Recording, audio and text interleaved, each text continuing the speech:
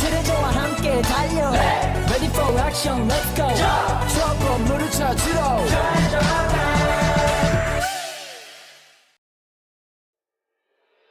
Assalamualaikum warahmatullahi wabarakatuh.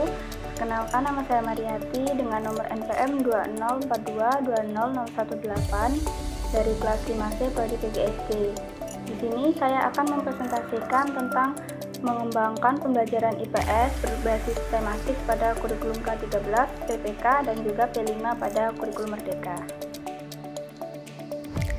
Materi pertama yang akan saya bahas pada video kali ini yaitu tentang pengertian pembelajaran IPS berbasis tematik. Rusman pada tahun 2017 halaman 253 menjelaskan bahwa pembelajaran tematik merupakan pendekatan pembelajaran yang melibatkan beberapa mata pelajaran termasuk IPS dengan mengaitkan berbagai konsep dalam satu tema tertentu. Hal ini bertujuan untuk meningkatkan keterkaitan dan relevansi pembelajaran dengan kehidupan nyata siswa, sehingga mereka dapat memahami konsep secara lebih komprehensif. Rusman juga berpendapat bahwa pembelajaran tematik dalam IPS pada kurikulum 2013 bertujuan untuk mengintegrasikan berbagai aspek pembelajaran seperti kognitif, afektif, dan juga psikomotorik. Pembelajaran IPS berbasis tematik dalam kurikulum 2013 dengan penguatan pendidikan karakter atau PPK adalah pendekatan yang menyatukan beberapa mata pelajaran di bawah satu tema dengan tujuan untuk memberikan pemahaman holistik bagi siswa.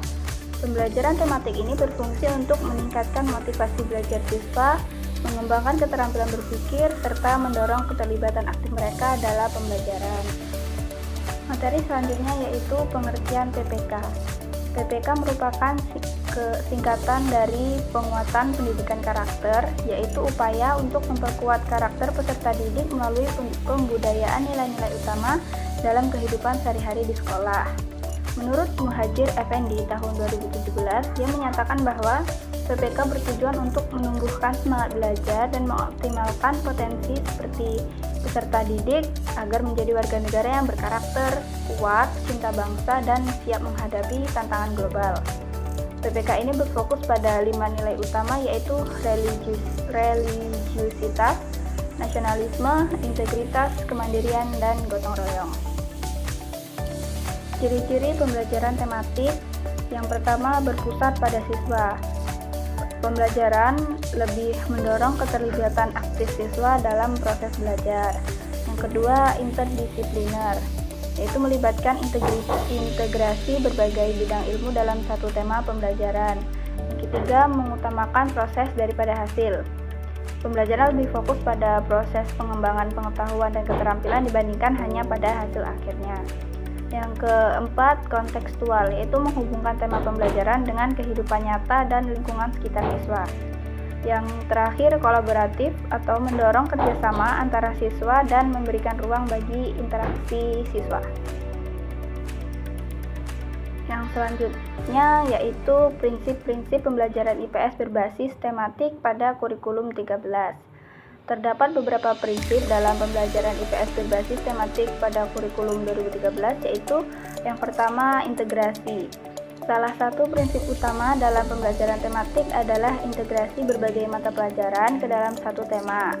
Hal ini bertujuan untuk memberikan pemahaman yang komprehensif kepada siswa tentang hubungan antara berbagai konsep dalam ilmu pengetahuan sosial. Yang kedua, kontekstual. Pembelajaran tematik harus kontekstual, yang artinya materi yang diajarkan harus relevan dengan kehidupan sehari-hari siswa. Hal ini akan membuat pelajaran lebih bermakna dan membantu siswa mengaitkan konsep dengan pengalaman nyata. Yang ketiga, berpusat kepada siswa. Pembelajaran tematik harus berpusat pada siswa, di mana siswa aktif terlibat dalam proses pembelajaran dan guru berfungsi sebagai fasilitator yang mendorong siswa untuk berpikir secara kritis dan juga kreatif. Yang keempat, penguatan karakter. Pembelajaran IPS berbasis tematik harus mencakup penguatan karakter siswa yang meliputi nilai-nilai seperti tanggung jawab, kejujuran, dan kerjasama. Melalui tema-tema yang diangkat ini, siswa dapat belajar dan menerapkan nilai-nilai karakter dalam kehidupan sehari-hari mereka. Yang kelima, keterlibatan aktif. Keterlibatan aktif siswa dalam proses pembelajaran sangat penting, Melalui diskusi, proyek, dan juga kerja kelompok, siswa dapat belajar dari pengalaman satu sama lain dan mengembangkan keterampilan sosial. Yang keenam, penilaian holistik. Penilaian dalam pembelajaran IPS berbasis tematik harus holistik, yang berarti mencakup aspek kognitif, afektif, dan psikomotorik. Hal ini bisa membantu guru untuk mendapatkan gambaran menyeluruh tentang perkembangan siswa. Yang selanjutnya yaitu implementasi pembelajaran berbasis tematik. Terdapat 6 langkah untuk mengimplementasikan pembelajaran berbasis tematik, yaitu yang pertama perencanaan pembelajaran atau planning. Pada tahap ini, guru akan merancang rencana pelaksanaan pembelajaran atau RPP dengan mengintegrasikan kompetensi dasar dari berbagai mata pelajaran yang berkaitan dengan tema yang dipilih. Tujuan dari perencanaan ini adalah untuk memastikan bahwa pembelajaran berfokus pada pencapaian kompetensi siswa dan menanamkan nilai-nilai karakter yang diintegrasikan ke dalam tema. Yang kedua, penentuan tema atau theme selection. Tema pembelajaran di sini harus dipilih berdasarkan keterkaitan antar mata pelajaran dan relevansinya dengan kehidupan sehari-hari siswa. Tema itu harus memfasilitasi siswa dalam mengembangkan pemahaman konsep yang terintegrasi serta karakter seperti kerjasama, kemandirian, dan juga tanggung jawab. Yang ketiga, pengembangan materi pembelajaran atau material development. Dalam langkah ini, guru harus mengembangkan materi yang relevan dengan tema yang telah dipilih. Materi ini harus mencakup konsep-konsep dari berbagai mata pelajaran yang terkait dengan tujuan untuk memperdalam pemahaman siswa terhadap topik dan juga meningkatkan keterampilan siswa untuk berpikir secara kritis. Yang keempat, pelaksanaan pembelajaran atau implementation. Pelaksanaan pembelajaran tematik berbasis PPK harus mencakup aktivitas yang berpusat pada siswa seperti diskusi kelompok, presentasi, dan juga proyek atau praktek. Yang kelima, penilaian autentik atau authentic assessment. Penilaian dalam pembelajaran tematik berbasis PPK harus menggunakan metode penilaian autentik seperti portofolio, jurnal, proyek, dan observasi. Penilaian ini mencakup 3 aspek utama, yaitu kognitif atau pengetahuan, afektif yaitu sikap, dan juga psikomotorik atau keterampilan. Yang keenam, refleksi dan umpan balik atau reflection and feedback. Setelah pelaksanaan pembelajaran, guru dan siswa harus melakukan refleksi untuk mengevaluasi kegiatan pembelajaran. Refleksi ini sangat penting untuk memahami keberhasilan dan hambatan yang dihadapi selama proses pembelajaran. Umpan balik dari siswa juga diperlukan untuk membantu guru meningkatkan kualitas pembelajaran di masa yang akan datang. Selanjutnya yaitu mengembangkan pembelajaran IPS berbasis tematik pada kurikulum 2013 atau PPK. Terdapat beberapa cara yang bisa dilakukan untuk mengembangkan pembelajaran IPS berbasis tematik pada kurikulum 2013, yaitu yang pertama dengan menentukan tema yang relevan. Langkah pertama dalam mengembangkan pembelajaran IPS berbasis tematik yaitu menentukan tema yang relevan dengan kehidupan sehari-hari siswa. Yang kedua, integrasi mata pelajaran. Pembelajaran tematik harus mengintegrasikan berbagai mata pelajaran, bukan hanya IPS. Yang ketiga, pendekatan kontekstual. Guru perlu mengaitkan materi pembelajaran dengan pengalaman sehari-hari siswa, sehingga siswa dapat melihat relevansi pelajaran dengan kehidupan nyata mereka. Yang keempat, penggunaan metode aktif. Penggunaan metode aktif ini seperti diskusi, proyek kelompok, dan juga studi kasus sangat dianjurkan dalam pembelajaran IPS berbasis tematik. Yang kelima, penilaian berbasis proyek. Dalam pengembangan pembelajaran IPS berbasis tematik, penilaian harus dilakukan secara holistik dan berbasis proyek. Yang terakhir, refleksi dan penguatan karakter. Refleksi setelah kegiatan pembelajaran untuk menguatkan karakter siswa. Materi yang selanjutnya yaitu pengertian pembelajaran IPS berbasis P5 pada kurikulum Merdeka. Menurut Rani tahun 2022 halaman 53, Yang menyatakan bahwa pembelajaran IPS berbasis P5 merupakan pendekatan yang mengedepankan proyek sebagai metode utama dalam pembelajaran. Pembelajaran IPS berbasis P5 ini bertujuan untuk membentuk pelajar yang memiliki kemampuan kritis, kreatif, dan kolaboratif, serta mengimplementasikan nilai-nilai Pancasila dalam kehidupan sehari-hari. Pengembangan IPS berbasis P5 memberikan ruang bagi siswa untuk mengembangkan keterampilan abad ke-21 melalui proyek-proyek yang relevan dengan isu-isu sosial. Dalam pendekatan ini, siswa diajak untuk melakukan penelitian, analisis, dan juga pembuatan produk yang berhubungan dengan topik-topik yang telah dipelajari, sehingga pengetahuan yang diperoleh menjadi lebih aplikatif dan bermanfaat. Menurut Stugay di tahun 2021, fungsi utama dari pembelajaran P5 adalah untuk memperkuat pendidikan karakter siswa dengan melibatkan siswa dalam proyek-proyek yang relevan dengan isu-isu sosial, lingkungan, dan juga budaya di sekitar masyarakat. Selanjutnya yaitu pengertian P5. P5 merupakan singkatan dari Proyek Penguatan Profil Pelajar Pancasila, yaitu sebuah konsep di pendidikan di Indonesia yang diusung dalam kurikulum Merdeka. P5 ini bertujuan untuk membentuk siswa yang memiliki kompetensi dan karakter sesuai dengan nilai-nilai Pancasila. Terdapat 6 dimensi utama yang diusung dalam P5 ini, yaitu yang pertama, beriman, bertakwa kepada Tuhan Yang Maha Esa, dan berakhlak mulia dengan mengembangkan spiritualitas dan moralitas siswa.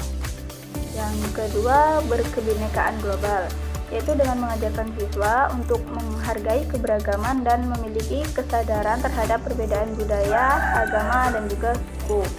Yang ketiga, gotong royong, yaitu dengan mendorong kolaborasi, empati, dan kemampuan bekerja sama dalam kehidupan sosial. Yang keempat, mandiri, yaitu dengan mengembangkan kemandirian siswa dalam berpikir dan juga bertindak.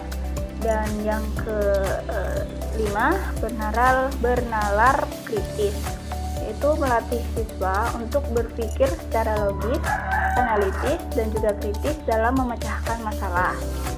Yang keenam, kreatif, yaitu dengan menumbuhkan kemampuan inovasi dan menciptakan hal-hal baru berdasarkan imajinasi serta pemikiran yang orisinal. Ciri-ciri P5 yaitu yang pertama, berbasis proyek. Pembelajaran ini difokuskan pada proyek yang memecahkan masalah nyata di masyarakat yang bertujuan untuk memperkuat nilai-nilai Pancasila. Yang kedua, kolaboratif, yaitu siswa diajak untuk bekerja sama dalam tim untuk menyelesaikan proyek, mengembangkan kemampuan komunikasi, dan bekerja sama. Yang ketiga, kontekstual. Materi yang diberikan harus relevan dengan kehidupan sehari-hari siswa, sehingga membuat pembelajaran lebih bermakna bagi siswa. Yang terakhir, berfokus pada profil pelajar Pancasila, yaitu menekankan penguatan 6 dimensi profil pelajar: beriman, bertakwa kepada Tuhan Yang Maha Esa, berkebinekaan global, bergotong royong, mandiri, bernalar kritis, dan juga kreatif. Terdapat 6 prinsip-prinsip pembelajaran IPS berbasis P5 ini pada kurikulum Merdeka, yaitu yang pertama, berorientasi pada proyek.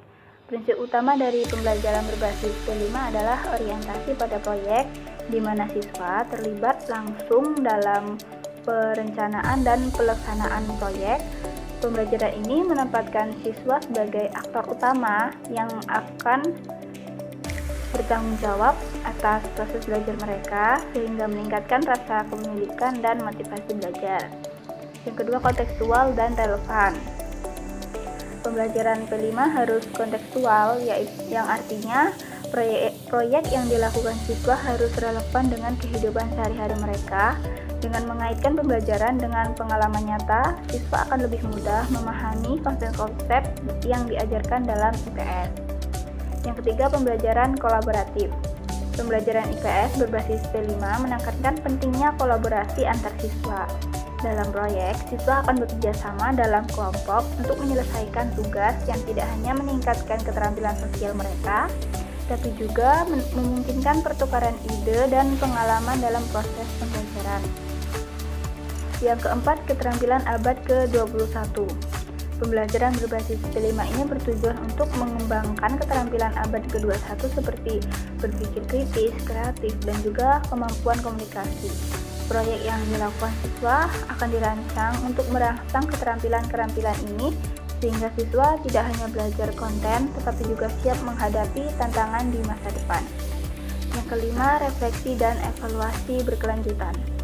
Prinsip refleksi adalah kunci dalam pembelajaran berbasis P5 ini, yaitu siswa harus diajak untuk merefleksikan pengalaman mereka selama melakukan proyek, baik dari segi proses maupun hasil. Evaluasi ini tidak hanya dilakukan di akhir proyek, tetapi juga secara berkelanjutan sepanjang proses untuk membantu siswa memahami kemajuan dan area yang harus diperbaiki. Yang keenam, penilaian holistik. Penilaian dalam pembelajaran IPS berbasis P5 ini haruslah holistik, yang berarti mencakup semua aspek seperti kognitif, afektif, dan juga psikomotorik. Yang selanjutnya yaitu implementasi pembelajaran IPS berbasis P5 dalam kurikulum Merdeka. Terdapat 5 langkah untuk mengimplementasikan pembelajaran IPS berbasis P5 pada kurikulum Merdeka. Yang pertama, identifikasi masalah. Langkah pertama dalam implementasi pembelajaran IPS berbasis P5 adalah mengidentifikasi masalah atau isu-isu sosial yang relevan untuk dijadikan tema proyek. Proses ini akan mendorong siswa untuk berpikir secara kritis tentang isu-isu yang akan mereka tangani. Yang kedua, merencanakan proyek. Setelah masalah diidentifikasi, langkah selanjutnya yaitu merencanakan proyek. Siswa harus diajak untuk merumuskan tujuan, menentukan langkah-langkah yang diperlukan, dan memilih metode yang tepat untuk menyelesaikan proyek.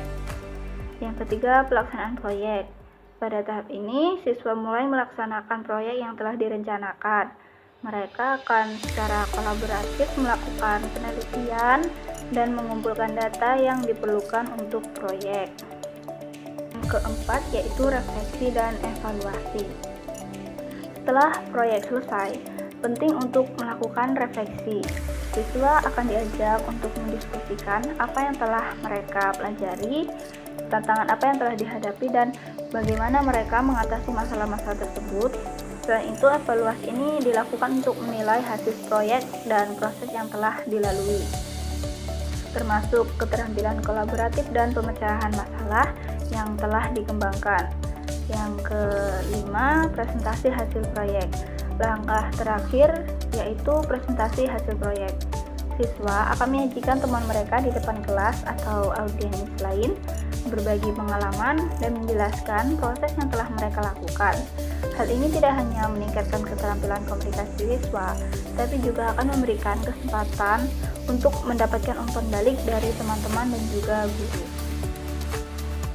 Terdapat beberapa cara yang bisa dilakukan untuk mengembangkan pembelajaran IPS berbasis P5 pada kurikulum Merdeka, yaitu yang pertama, menentukan tema yang relevan.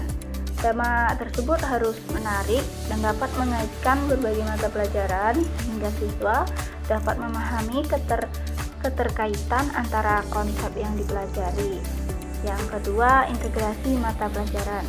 Pengintegrasian ini akan membantu siswa untuk melihat hubungan antara disiplin ilmu dan mendapatkan pemahaman yang lebih holistik tentang tema yang telah dipelajari. Yang ketiga, pendekatan kontekstual. Guru perlu mengaitkan materi pembelajaran dengan pengalaman sehari-hari siswa, sehingga siswa dapat melihat relevansi pelajaran dengan kehidupan nyata mereka. Yang keempat, penggunaan metode aktif. Penggunaan metode aktif seperti diskusi, proyek kelompok, dan juga studi kasus sangat dianjurkan dalam pembelajaran P5 berbasis P5.